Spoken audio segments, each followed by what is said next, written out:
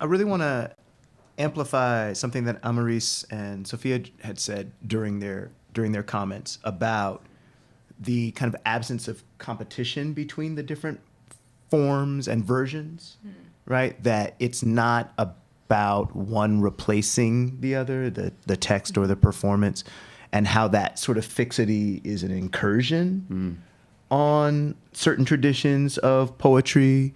That the improvisational possibility is sometimes in direct tension, which also takes me back to, like Amber Rose's comment about,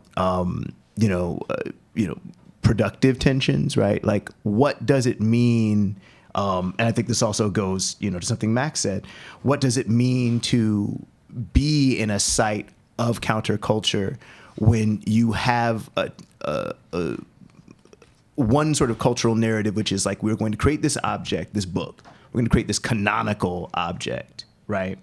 And this also ties to Jake. Yay, I'm tying everything. right. And whether the line appears in this one or another one, as Jess was saying, we're going to create this one version, and yet the version lives, and you can't hold it down, you can't pin it down, which also makes me think a little bit about, Bob Kaufman not always writing and making available in print that, his performances were recorded, and in an interesting way, in some ways, as somebody who was influenced by Bob Kaufman's work, I'm grateful, but also there's an ambivalence I feel around his performances being recorded and then transcribed, and so that becomes fixed.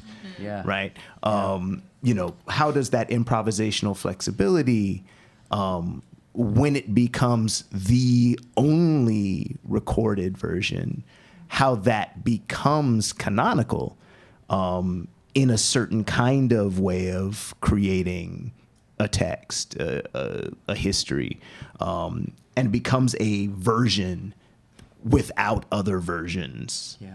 Right. Present there. So just kind of thinking Wow. about all the comments that people were making, that kind of comes to mind. That is fantastic. Thank you, Doug.